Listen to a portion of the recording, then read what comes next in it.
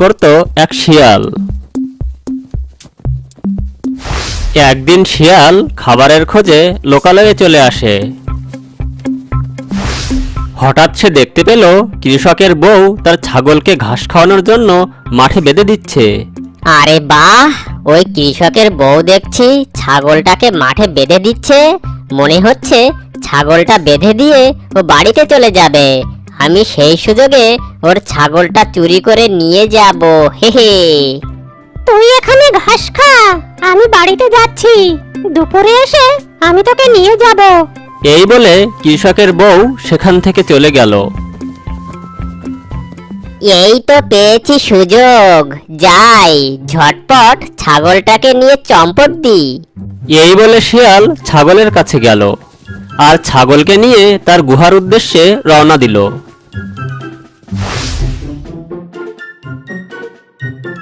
বাহ, ছাগলটা দেখতে কত সুন্দর। একে দেখে আমার মনে খুব মায়া লেগে গেল। আমি একে এখন খাবো না, একে আমি লালন পালন করে বড় করব। এর থেকে আমার অনেক ছাগল হবে, তখন আমার একটা ছাগলের খামারই হয়ে যাবে। তারপর আমি একটা একটা করে ছাগল ধরে খাবো। হি হি। যাই, আমি এখন এর জন্য জঙ্গলের বাইরের মাঠ থেকে কচি কচি ঘাস কেটে আনি। এদিকে দুপুর হতেই কৃষকের বউ তার ছাগলকে নিতে এলো আর এসে দেখলো ছাগল সেখানে নেই। হায় হায়, এ আমার কি সর্বনাশ হয়ে গেছে! আমার ছাগলটা কোথায় গেল? আমি তো ওকে এখানেই বেঁধে রেখে গেছিলাম, কিন্তু এখন তো এখানে কোনো ছাগল দেখতে পাচ্ছি না। কে নিয়ে গেল আমার ছাগলটাকে? এই বলে কৃষকের বউ কেঁদে কেঁদে ছাগলকে খুঁজতে থাকলো।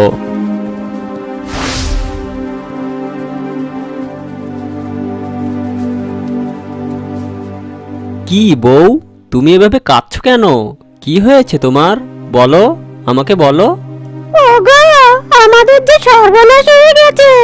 আমি আমার ছাগলটাকে মাঠে বেঁধে রেখে এসেছিলাম, আর কে জানে এসে আমার ছাগলকে নিয়ে গেছে। অনেক খুঁজেও আমি ছাগলটাকে কোথাও খুঁজে পেলাম না। কি বলছো কি বউ? তুমি কি মাঠটা ভালো করে খুঁজে দেখেছো? আশেপাশে কোথাও নেই তো? হ্যাঁ গো, আমি পুরো মাঠটা ভালো করে খুঁজে দেখলাম, কিন্তু কোথাও ছাগলটা পেলাম না। মনে হয় কোনো বাঘ শিয়ালে আমাদের ছাগলটাকে নিয়ে পালিয়ে গেছে। আচ্ছা ঠিক আছে, এখন আর কি করার, কেঁদো না, আমি তোমাকে আরেকটা ছাগল কিনে দেব। অন্যদিকে শিয়াল জঙ্গলের বাইরের মাঠে এসে ঘাস কাটছে। তখন সেই পথ দিয়ে যাচ্ছিল এক দুষ্টু বাঘ। শিয়ালকে ঘাস কাটতে দেখে সে বলল, কি ব্যাপার শিয়াল ভাগ্নে, তোমার মাথাটা তো আবার খারাপ হয়ে গেল নাকি?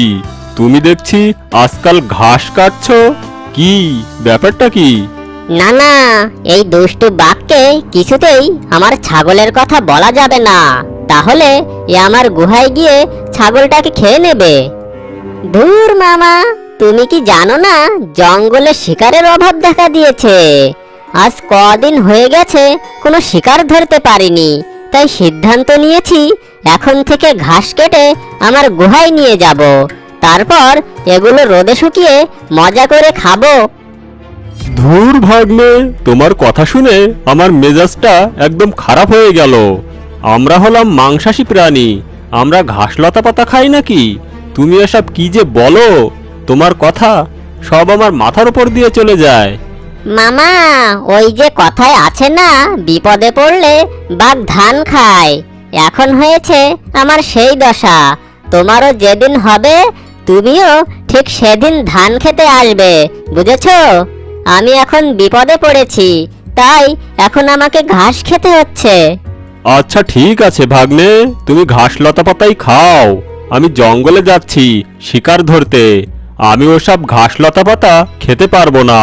আমি যে করেই হোক একটা শিকার ধরবই। এই বলে বাঘ সেখান থেকে চলে গেল। যাক বাবা, কথার প্যাচে ফেলে ওই বাঘ বেটাকে তাড়াতে পেরেছি, তা না হলে আমার গুহায় গিয়ে ছাগলটাকে সাবার করে দিত। যাই হোক, অনেকগুলো ঘাস কেটেছি, এখন এই ঘাসগুলো নিয়ে আমি গুহায় চলে যাই। ওদিকে আমার ছাগলটা একা রয়েছে।